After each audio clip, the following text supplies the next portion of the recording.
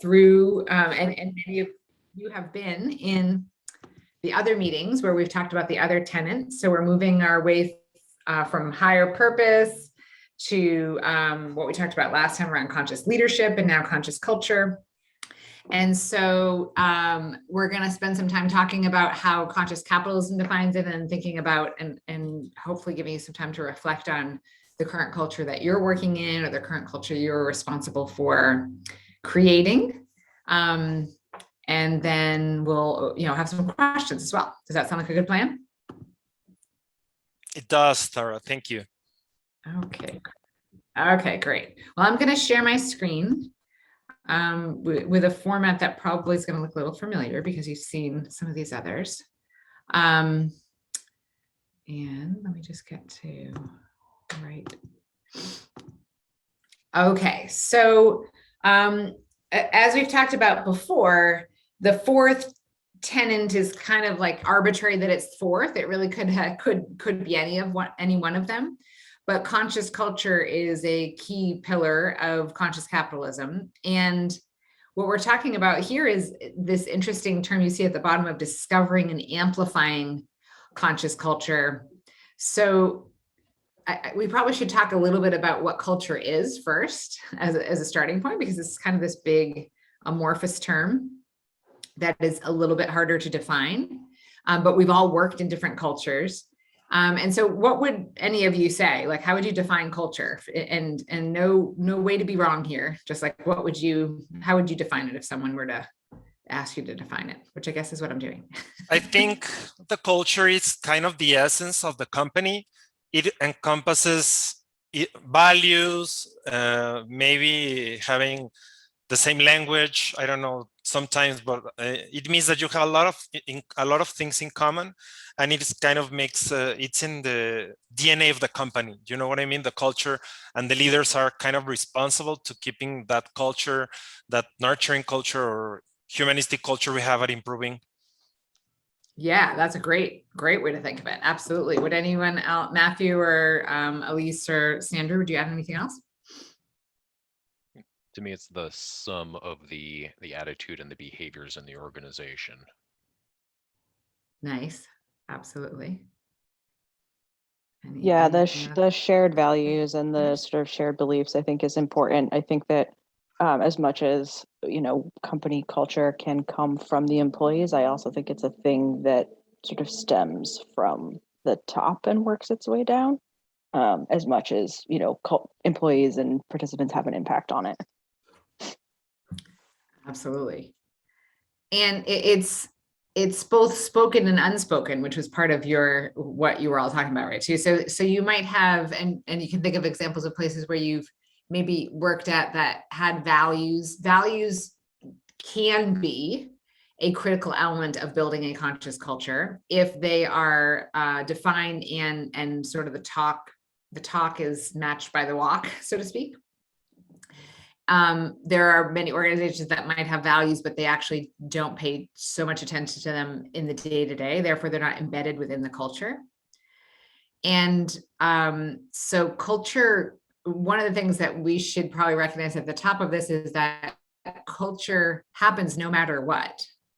So you can decide as an organization to deliberately architect your culture to be the culture that you want to create, which in this case, we would say, we're trying to consciously create a culture, and there's certain elements or characteristics of a conscious culture that we'll talk about. But it will happen no matter what, because leaders create the culture, as Elise just said, and employees contribute to creating the culture. Practices and policies contribute to the culture. The environment, what the workspace looks like, how people treat each other, how fast-paced it is, all of those things that are the tangible and intangible aspects of our spaces and our places, and how we work with one another is the culture. So that's why it's a really big thing, but it's also the great thing about it is you really can architect it, because practices and policies are decisions that we make, and the way that people interact with each other are decisions that really are things that are usually role modeled by leaders. and values, if articulated and followed, have a consistent and significant contribution to the culture. So with that definition, and with recognition that culture exists no matter what, and we're trying to embed a culture, a very deliberate culture, into our organizations, let's talk a little bit more about what a conscious culture is. I'm going to skip that part. And so this is how conscious capitalism defines it, and it really links a lot to what we just talked about. So embodied values, principles, and practices, how business is done, and where you see some parts of how conscious culture is described is trust and transparency are a part of conscious cultures, places where team members flourish and grow, a thriving workplace, and prioritizing intentional culture building. So as an example, some of the work that we do in our organization is asking organizations, and it could be the people in the organizations or the leaders, to describe what the current culture is. And people generally have a hard time with that initially, but then everyone kind of knows. It's like, what do you tell people about what it's like to work there when you're sitting around the dinner table or with your friends? Like that's the essence of the culture. And so what is it like today? What's the current culture look like? And then what do we aspire it to be? And that might be in support of the business strategy. It might be in support of creating a more nourishing or growing type of culture, or specifically doing something different to change the culture. And then there's a gap in between what the current and the aspirational culture need to be. And then in that gap, you would have a number of interventions that might be changing the values or adding values. It might be creating leadership principles. It might be changing your policies and practices. And where a lot of the culture work is often rests in organizations, and it depends, of course, on the size of the organization, is with the leadership team and with HR. The leadership team, as we've already talked about, can role model the behaviors that we'd like to see in the culture. And that can often be done through acknowledged leadership principles or defined leadership principles, and leaders being held accountable to those principles. But the other parts that we often miss around culture, because culture is essentially a system, is that you might be thinking about your practices around people and your policies around people as a considerable impact on the culture, which is absolutely true. But then forget that how you approach your work in technology, in the legal area of your business, in the way that you do finances, like all of that contributes to the culture as well, because it's all an integrated system. So any employee's interaction with the finances and how they, using a simplified example, submit an expense report, or how they have to justify, or what they can actually bill for travel, or all those types of things, also impacts their experience of the culture. And so you're really thinking about this holistically as a system. Does that make sense? Yeah, it does. Great. And I think about that's really near and dear to my heart, so to speak, because I used to be in places where I was a paid employee and not a consultant like I am now. I was responsible for organizational culture, and it was a pretty narrow definition in that it was the areas that I had accountability for, which were mostly in the human resources space. But then when we did our work in human resources, we realized, well, that's not really enough, because this whole system is connected, and every part of the system is impacting the employee experience, and every person in this organization is an employee. And so we could have the most, let's say, generous benefits package and lovely worded policies and practices around people. But then if someone went and read the finance policies about how to submit an expense report or what was eligible for expenses, and it didn't match, you had a complete misalignment in the culture. So just things to consider that we're really thinking about this holistically. So culture being learned behaviors, what's considered the norm. It's kind of like the how do things really work around here type of conversation you might have with a new employee when they're asking. Perceptions of things. And it is constantly evolving and changing. And as we've talked about, policies and procedures and benefits and employee programs all definitely contribute to it, as well as leadership behaviors.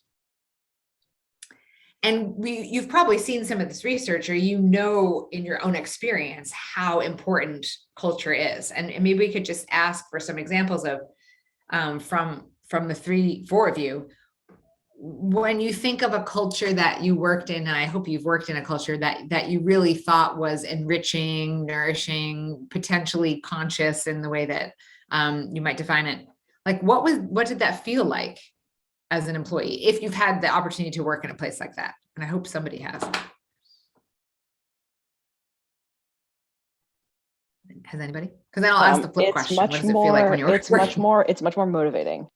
Yeah, I think. And there's a level of sort of trust and respect that goes without saying. And I think that goes a long way towards just generally creating an environment where employees like want to be productive and want to participate in the company versus feeling unappreciated and, burnt out and like they don't, like their work doesn't matter. yeah. And they actually well, I include myself, you feel like an ownership in the company once you are part of the culture. We went through that because, well, I don't know if the rest of the people in the meeting know, but we joined Improving last year. We were called Texico. We are from Improving Nearshore, and we have a lot of cultural things like you, but it was at first difficult. I'm in the human resources area, specifically talent management. I think I mentioned that, Tara, to you in the last talk you gave us. So Yeah. it was kind of hard at first because people were like super proud of the whole Texico brand, the culture, the values, everything. And when they came to us like, okay, we're going to be a part of Improving, people were at first like super scared. What's going on? Our company of 10 years is going to die, blah, blah, blah. So at first it was kind of hard, but that made us realize what we know and what you're saying, like culture is important to people. They care about it. They care about if they feel happy where they're working, they defend their company. They feel ownership in that. So, okay, I tend to talk a lot, but at the end, as I said, it was just a couple of months where people just kind of got used to it, because at the end we realized that Improving was kind of really similar to how we worked, the values we shared. So that was nice afterwards. But at first it was difficult for my area. I have to accept it because of the cultural thing, what we're talking right now, because people were like, I don't want to be called Improving now. Keep telling me Texico, So it was like people were crazy at first. It was a whole thing. Oh, that's such a wonderful story, Armando, for a number of reasons. An unusual story in that, people going through change is always hard, but then in the end that you did have a generally matched or aligned culture between two organizations coming together is wonderful to hear, because that's kind of unusual. Yeah. And we know, that saying culture eats strategy for breakfast, like you can see that most of the time in mergers and acquisitions scenarios where everything else lines up perfectly. Like it makes sense from all of the different aspects that you might normally look at a merger and acquisition, except for the cultures. Yeah, maybe they're not exactly a match. Oh, we'll just figure that out once we bring everybody together, right? And then disaster happens because those cultures do need to be modeled similarly with the same set of fundamental values, at least to make that initially work, and not be really stormy. And over time that can change as the values might converge, but it's really wonderful to hear a story of that it ended up working out smoothly from a merger and acquisition perspective. I love that. And you can see all the things that you described are the reasons why these statistics on the page exist. Like when that circumstance exists, you end up you outperform competitors, You're in the top quartile of employee engagement, which is really important from a company performance perspective. You have statistics about annual growth rates here, as well as 65% less turnover, which is a significant number and an amazing amount of cost to save when you think about the cost of turnover. So there is a lot of reason to invest in thinking about and architecting culture. And Sandra also chimed in on the chat, and her comments were that the culture creates greater accomplishment and purpose collectively, and employees have a lot of pride for their organization, and in turn contributes to the employee well-being and overall better customer experience. Oh, awesome. Thank you, Very Sandra. true. Yes. Oh, yeah. That's such a good point to call out the customer piece, because what we're trying to create is this circumstance for the employees to be more fulfilled, to feel more meaningful, feel more valued. And then that trickles to all of our stakeholders, customers being a very important one, but everyone that touches the company at that point. And so what we do talk about in conscious capitalism is, some of you were in the stakeholder orientation session, maybe all of you actually, where we were talking about, you generally have 6 different stakeholders, and you may have more depending on your company or industry, but you have the 6. So remember, that was customer and employee and investor and supplier and the earth or the planet and the community. But as we think about where would be the stakeholder most important to start with, it's certainly to really assess, how is your relationship with your employee stakeholder? Because they have the potential to impact your relationships with every one of the other stakeholders. And so it's a really good point that this is absolutely essential in terms of the prioritization of really creating a conscious culture for employees, which will benefit you in the ways that you see on this slide from a business perspective. Okay, awesome. So let's talk through the qualities of a conscious culture. You're probably getting used to that. Raj Sisodia, one of the founders of Conscious Capitalism, absolutely loves acronyms. So lots of things have acronyms, which can be very helpful to remember things by. So this is another acronym. You remember when we were talking about conscious leadership, we talked about selfless. This is tactile. So conscious culture being tactile, and you'll see the definitions of each of these, or the words associated with each of these letters here around trust, authenticity, caring, transparency, integrity, learning, and empowerment. And many of those things are things that you all brought up in the examples of different great cultures that you've been a part of. And as I have experienced this or thought about conscious culture, what I also recognize probably is the most important one to start with, and we'll see if you all agree, is the C in tactile. Because we talk about the importance of caring for employees, but when you think about it from a conscious culture perspective, and even as a conscious leader, because the leaders are the ones that typically in a hierarchical organization are thinking about how to care for the employees, because they have the power to make decisions about what that caring looks like. What would you think caring would really mean in a conscious culture versus just caring about people generally? Because there is a distinction there.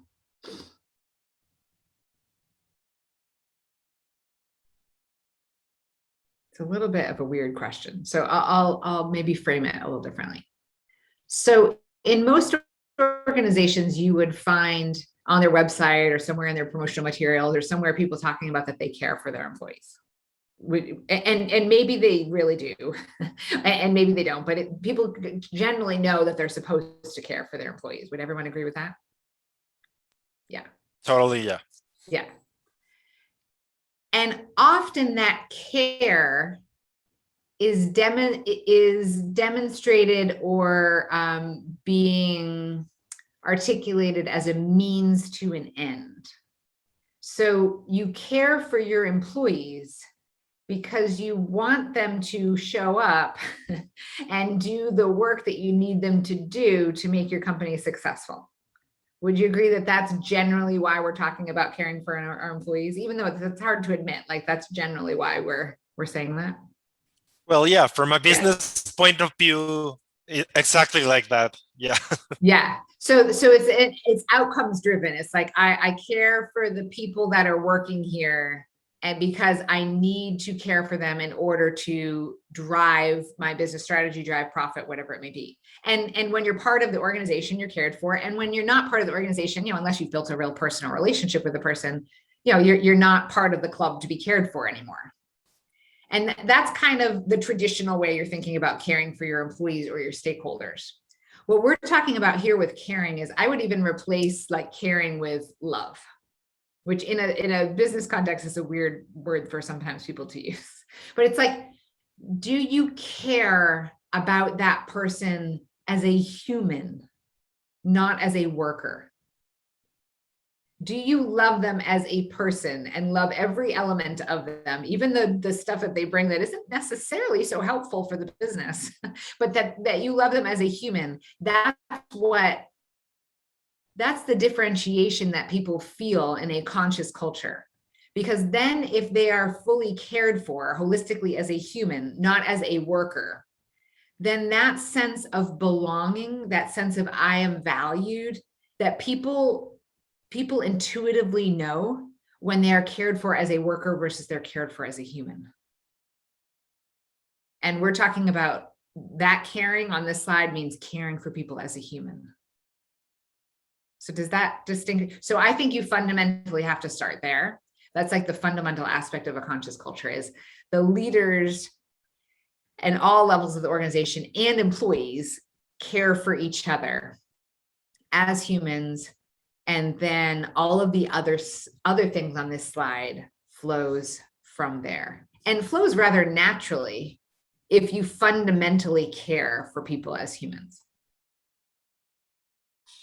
I totally agree with you, Deep Tara. respect, then the trust. But I have a go ahead. question. Of course. How do you do, what's your experience or your advice for maybe people in leadership posts where they don't actually care? Maybe they're in the fake it till you make it, but they never make it. And as you are saying, people see right through it. So people can notice when the caring is, I don't know, fake, or just, I don't know, business oriented, or kind of not real. So how do you deal with that? Or how can I be of service or improve that with certain, I don't know, people in high positions where I can see that their caring is maybe not like you're saying? So where do you start with them so they can realize that the caring has to come from the heart? I know it sounds corny, as you said, but I'm trying. I know what you meant, and I totally agree with you. So I've met people that apparently they care, but everyone knows that it's not real. So I don't know if the advice is, as I said, fake it to make it, or I don't know what else. I tend to talk a lot, so I don't know if I made sense. No, you're not talking a lot. That's a really good question, and really challenging. I guess a few things come to mind, but I'd love to hear from the rest of the group too, because I'm sure others have thoughts. So the first is, I think there's no better way to get people to change or think of changing or thinking of a different way to do it than to model it yourself. So because the results of that will lead to incredible loyalty, incredible results in a particular function or department. If a leader is practicing this, we know the results from the last page. We know that there's higher retention. We know that there's better business results. And so, of course, you can't change what's in people's hearts, but I think, Armando, one of the challenges is that it hasn't been acceptable in business to actually think of caring for people in this way. That would be seen as weak. That would be seen as too fluffy or too touchy-feely, or like using the word love at work. Like, that's not okay. Like, that's how we've been brought up in our systems, our business systems. And so the leaders that model this within their departments, people generally notice. Either the employees notice, most of the time they definitely do, or the leaders notice and say, like, something else is going on over there. Like, how is that person so successful? in all of the way that their function operates. So I would say one is the role modeling, because you completely can control your role modeling and you can't control how anyone else does anything. The other is if you have an opportunity to influence the leadership development programs in your organization, having leadership development programs that talk about conscious leadership and focus on self-awareness and emotional intelligence will be a way to boost that deeper caring for people.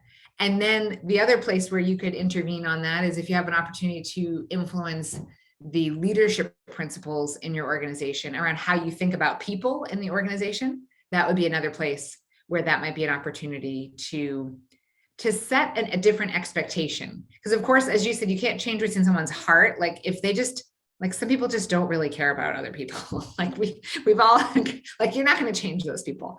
But some people don't even know that they're supposed to care about people as humans at work. And they actually think that that's not okay. And they don't see anybody else doing that. And so why would they take the risk to do it if they don't see that being rewarded? So for those people who may not have the courage to do what's in their heart, they need to be shown examples of this actually works here. This is what we expect, and you will be rewarded for it. And then it's amazing, because I believe most people actually do really care about people and do really want to demonstrate that. And there's a whole bunch of other things getting in the way. And if we start to try to remove those things, then it will proliferate. But I'd love to hear from others what other ideas come to mind, because that's a fantastic question. Thank you, Tara. It was very useful also. Okay. Yeah, please, someone else talk. I feel like I'm making the meeting about myself, and I don't like that. No, not at all. It's a small meeting, so that's perfectly fine. Any other ideas from anybody else in the group? One thing that came to mind for me, actually two things. One is in strategic planning, a purely revenue-based goal is generally regarded as a lousy goal, whereas a goal that is intended to enable the outcome of increased revenue, very oversimplification, but that becomes a good goal, even though it's got the same desired outcome. And what you're talking about just made me think of that, because it's, if you approach the caring about your employees as purely enabling that revenue outcome, then it's not the same as approaching it as enabling the outcome of happier employees, which then enables increased revenue. Yeah. Sort of, it's the disjointed nature of outputs and outcomes. Yeah, that's so well put, and links really to conscious capitalism in general. If we think about the reason that we're saying companies are in existence is to solve a worthy problem in the world, and it requires that you be profitable to do that. But the reason for the company existing is not the profit. And so it's like similar twist that or different mindset or paradigm shift in what you're talking about. Like the employees don't exist to further the success of the company. The employees exist to be cared for. So that's a great way to think of it. Any other comments or thoughts? Okay, awesome. Well, and then let's just spend a little bit of time talking through each of the things, the other parts of tactile. Oops, sorry, I didn't mean to shift that. So trust, you can think of, trust is the foundation of relationships. So if you don't have it, and you probably can think of examples of times in relationships where you've had trust and not, or in organizations where there was lack of trust in the organization, between people, between groups, and how much emotional energy that typically takes from people. So you really can't be a conscious culture unless you have created that trust. You can't have really trust unless you have authenticity. So that's very much related to the second A of the authenticity piece, which you've all linked to caring, because you can pretend to care and people know that it is not authentic. So these are, of course, all intrinsically linked. So if you're authentically caring about people, the people doing the work in the company as people, then that engenders trust. and engenders, lots of other words that we could use here around vulnerability and people realizing mistakes are okay, and really all of us recognizing that we're human, and transparency. So lots of examples of organizations that people feel there is a lack of transparency. They feel like something is going on that is not being shared with them. There's always a lack of trust that the rug will be pulled out from under. And without building a culture of transparency, of openness, that feeling generally will exist, that like something's going to happen and I don't know what it is, and someone may not tell me. So unfortunately, transparency is one that's lack of transparency is something that's pretty common in most organizations. And having done many culture surveys over the course of my career with employees, transparency is always, I can say, without a doubt, like it has come up as the number one thing that was a blocker to people's feeling that the culture was healthy, is transparency. Or they would couch it as communication. Like, I don't get enough communication. I don't understand what's going on here. No one tells me, no one asks me. And there's no transparency about why decisions are made. And so we think about the opposite of that. It's really clear decision-making processes, clear decision makers, and clear communication channels around why decisions are made. In addition, making sure that with the last one on E, that those that are in positions where decisions are going to be made that impact them, that they are empowered to make those decisions themselves or have influence to make those decisions. And then there's, of course, integrity. So you do what you say you're going to do. And that leads to trust, of course. And then learning. So having a learning organization, which is really a demonstration of how much do we allow people to have freedom to make mistakes and learn? Because the only way you can learn often is to make mistakes. And so there's many cultures that don't permit, perfectionism is the only acceptable way to operate. And so a learning culture is linked really to the empowerment piece and the caring piece. So you can't continue to learn if you're not empowered, and you will not empower yourself to learn if there's a risk of making mistakes. So that's where that comes from. Has anyone worked in an organization in your past where mistakes were not tolerated? Yes. Yeah, me too. And so that one thing of many things that a culture can contain, but the one thing of knowing it's not okay to make mistakes here. At least you can probably, or other people chime in if you've had this experience too. What resulted in the culture from that one thing of I'm not able to make mistakes here? Fear, which disrupts every aspect of how people engage at work.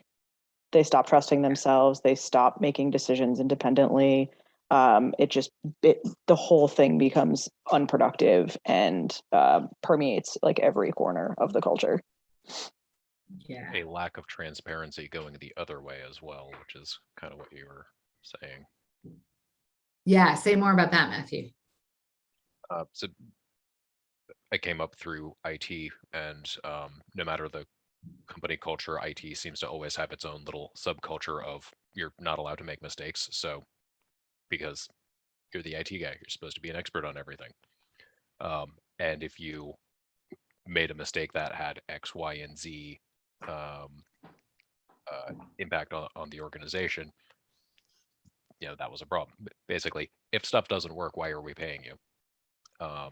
Which I've had said to me several times, which resulted in, if a mistake was made, then it wasn't really discussed, or it was deflected because there was no positive outcome towards actually communicating what the situation was. Yeah. Therefore, on the company-wide scale, there was a negative long-term outcome because things were happening that people were completely unaware of because, to Elisa's point, the siloing of information, that fear of sharing permeated everything. Yeah. So important to highlight. Yeah, you both just articulated it so well. I would say so what we started with, like the definition of caring being deeper caring for people as humans. In my experience in working in and trying to influence lots of cultures, the other place to pay attention to is this learning aspect, or really more detailed or more granularly the mistakes piece. Because as you just described, Matthew, like what that leads to is like a cover CYA type of approach in the organization. So the organization actually gets stunted in its learning because no one is willing to admit that they've made a mistake. And that's an organizational, that creates tons of dysfunction, certainly, but also does not allow the organization to continue to evolve. So we all are a part of these organizational systems that aren't evolving, and they're stuck because no one is willing to admit that we made a mistake, because it is 100% guarantee that we will make mistakes because we are human. So when we don't recognize that we are human, because we haven't gone to the deeper definition of caring that we just talked about, then it doesn't allow us to connect into, like, we've made a mistake. How do we talk about that? What do we do about it? How do we learn it? And so organizations where the culture is, we don't make mistakes here, or we aren't allowed to make mistakes. And people will very clearly know that. If you ask that and you walk into a culture and say, can you make mistakes here? The answer will be no. Like, we don't do that. Of course, everyone knows that mistakes are made, but they're seeing people cover them up all the time. And it creates a very political type of organization, if you've worked in that type of place before. So another place to assess culture is, do we have leaders that deeply care for people as humans? And do we have an organization that understands mistakes happen, embrace mistakes, and learns from them? And the great thing about it's sort of Armando's question around, like, how do you get leaders to care if they don't really care? That's actually super hard. The mistakes part is easier than that, in that you can really create a culture that embraces mistakes through lots of different policies and practices. So leaders can acknowledge mistakes that they've made in very public forums and show that there is no consequences for that happening. You can have lessons learned analysis after projects where people are saying, like, this didn't go so well, that went really well, we should do this differently next time. And when people see those examples of people just demonstrating, like, we're all human, we're all learning, we're doing this together, then that can actually shift the culture quite fast into a place that mistakes are accepted and as a learning tool. And the biggest aspect of that to consider is that, imagine innovation without being able to make any mistakes. It's impossible, because the definition of innovation is continuing to try different things over and over again until you've refined it to get it to something that is something that we haven't seen before. And so absolutely essential to innovation is mistakes. Yet many organizations that would call themselves innovative don't permit mistakes, which means they can't truly be innovative. And then I think if you're in a company where mistakes are punished or are sent under the rug, as Matthew said, the whole tactile thing doesn't exist, because if you talk about your mistakes, you own your mistakes, you're learning, you're being transparent, you're being authentic, you're creating a trust company. So every single word we're seeing with tactile makes the point you're saying and Matthew was saying about mistakes. You know what I mean? Like, yes, absolutely. It's not that you're going to be a leader that, yeah, you can effed it up all the time, every 24/7, make mistakes all the time. Nothing's going to happen, because obviously it's not like that either. But I mean, once it happens, people need to have that trust and that conscious culture, because that's how they learn, how they grow, and what you were saying about innovation and all that stuff. Yeah, oh, so good, because it's misguided when we pretend that mistakes aren't being made, when everyone knows they are, because we're human. It's this false sense of control that leaders may have around, like, well, we don't make mistakes or tolerate mistakes. And it's almost as, like you said, Armando, that if we said we tolerate mistakes, then it's chaos. Like, everyone's going to be making so many mistakes and it'll be out of control. It's like the assumption, well, nobody wants to make a mistake. And when they do, we will learn from it. It's not like they're going to keep making the same mistakes over and over and over again. Exactly. And if you do, then you have another issue to address. But allowing people the freedom to make mistakes can have so many other benefits. And as you said, the rest of this is not even possible without it. So it's like another one of those like foundational things that help us think about what type of cultures we want to consciously create. Yeah, really good way to connect it, Armando. That's awesome. Sandra, I just want to check in with you. You might be in the chat because you might not be at a place where you can talk, but is there anything that you want to contribute? Okay, looks like she's okay. I know she has tons of good things to contribute. She said not yet. She's listening. Not yet. Okay, great. Any other comments or thoughts about any of the words that we see here, or any of your experiences of these words in places where either they were really followed, you were feeling really empowered, or is a really empowering culture, or integrity, or whatever word pops out at you? Anything that you want to say from the rest of the group? As a collector of acronyms, initialisms, and frameworks, transparency comes up in several of them. Yeah. So common one to pay attention to. Yeah. Yeah, no matter what word they're trying to spell, they figure out how to get a T in there. Well, and that's a really important one to call out, because some of the other ones, if you've worked on your conscious leadership, you would be authentic, you would be more deeply caring, you would have integrity. You may also have transparency, but transparency takes work. Like, you have to be thoughtful about transparency, because it's very subjective. Like what feels transparent to people in power that are making the decisions is rarely transparent to the people that are impacted by the decisions. And so that's what you always have the mismatch in, where when we're doing the culture surveys, you hear employees saying things aren't transparent, we don't get enough communication, and the leaders are saying, I feel like I'm overly communicating and telling everybody everything ad nauseum, and it's still not enough. Like, what is missing? Sometimes some of these other aspects are missing, but sometimes it's that employees are looking for transparency at a different level than leaders understand it to be. So it takes a lot of work. Also, just realize that the T is in the center, and its transparency is integrally related to everything else. Yeah. You can't really learn unless there's transparency. There's not a lot of trust without transparency. Yeah. Tell a whole story about why transparency is in the middle. Yeah. Absolutely. And I was thinking about it, Tara, listening to you talk about caring and how important that is. And I think having thought about the different people that I've worked for, the different places that I've worked, that the authenticity component really touches everything else. That you can be, you can portray trust, but I do think that there's people will know if it's not real.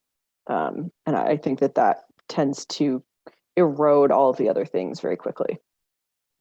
Yeah, for sure. People always know. Yep. Nobody can fake it. Really good point.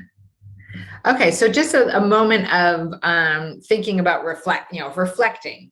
This is really a 4-step plan that I kind of went over a little bit earlier. And just to repeat, you are all coming from different environments with different opportunities to influence the culture. Matthew, I think from what I know about your work experience, you have full opportunity to influence the culture, because you are the leader of the organization, the founder, and have people that you're working with. So you could say, I'm going to identify my current culture, and then I'm going to figure out what I want it to be, and I'm going to put some things in place to close the gap. And for others, this might be identifying the current culture and thinking about, well, who do you need to work with and through in order to influence that? And you may think about this in a smaller form too. It might be in your department or in your team. So culture has all different levels. You could think about it as the whole organization, or something very small, or even think about it as the culture in your family. at your home. Like culture exists everywhere. So identifying the current culture, and it's good for us as leaders to spend some time identifying that ourselves.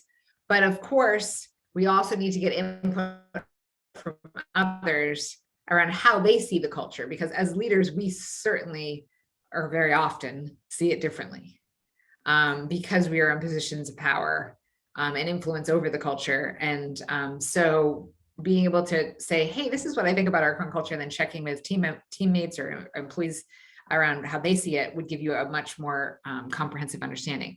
And then thinking about the desired culture should be in support, certainly, of building the conscious culture and the elements that we've talked about here, but linked to your business strategy. What are you trying to achieve in your business strategy that is in fulfillment of your purpose?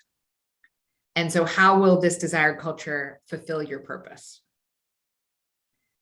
And there's lots of different examples of that. And I think of a client that I have that is in the financial services industry, which is, I would say, chronically unconscious in lots of different ways. And they are building a conscious company, and they have articulated their purpose. And the purpose isn't yet embedded in the way that they think about their business, but it's on its way. And so their desired culture is actually to move away from the competitiveness of that industry into more of a caring culture. And so how can they continue to build that within all of their practices and policies and the way they work together and their leadership principles, is the work that they're doing, as an example. So if you have gaps in between current and desired, which is almost always the case, what are the 1 to 2 things that you might first start with to create a plan to close those gaps, and then be checking in regularly to see if that's working? So, and that's an iterative process. You're just always doing that. You're always architecting the culture. You're always identifying the current culture, and your new current culture in the future might have been your past desired culture. And now you're moving on to the next stage of building a conscious culture, because as we've talked about many times, this is a journey. And so you are never done building your consciousness or building a conscious company. You're always at some place on the journey. And for all of us, we haven't seen a company that is incorporating all of these tenets at their highest, most evolved levels. It doesn't exist. And essentially highest, most evolved levels never will, because we're going to always be constantly improving. But no one company that is known, at least at this time, has sort of mastered, so to speak, all of the tenets and is fully evolved in applying them. So we're all continuously learning and growing on the spectrum.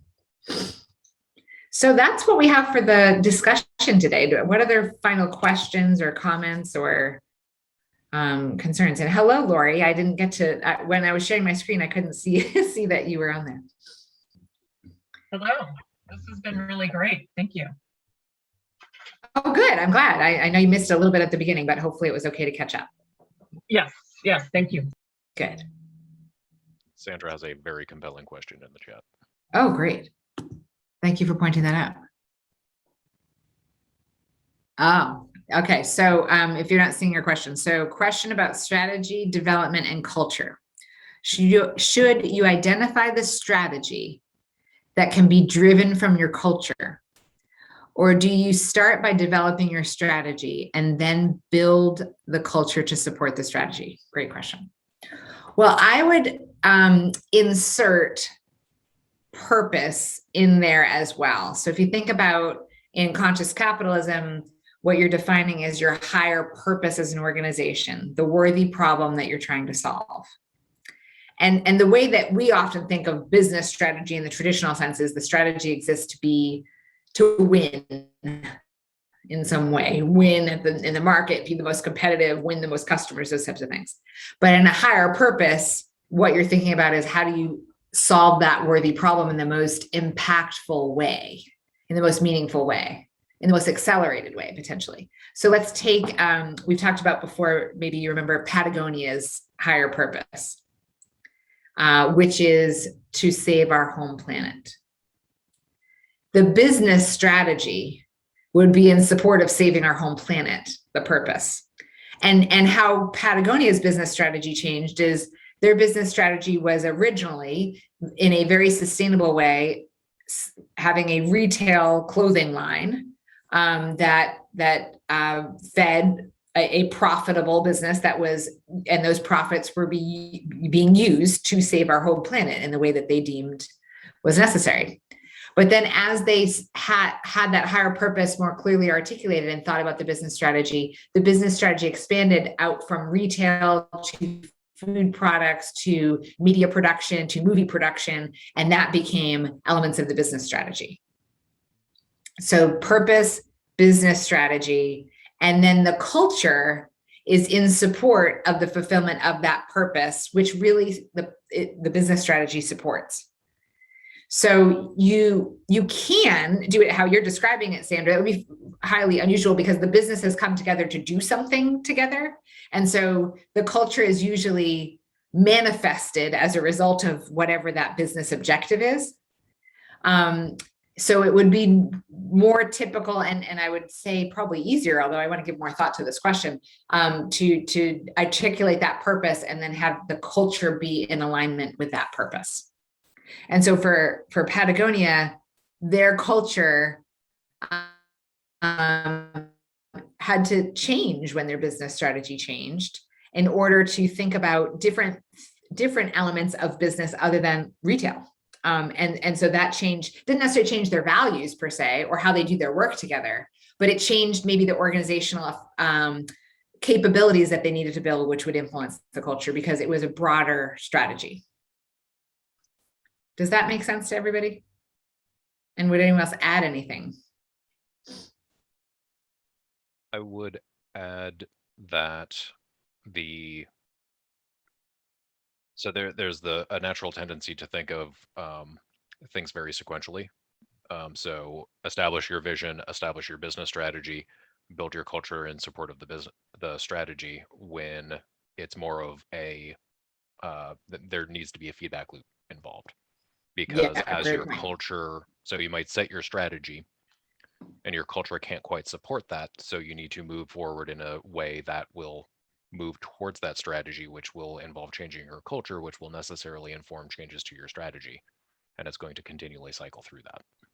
Oh yeah, such an important point. Absolutely. What you're talking about, what I think about is like a change management cycle. So you're always getting informed and reiterating and revising based on what's happening in the system. So because none of this is stagnant ever. Like as soon as you've written down what your business strategy is, usually it's out of date.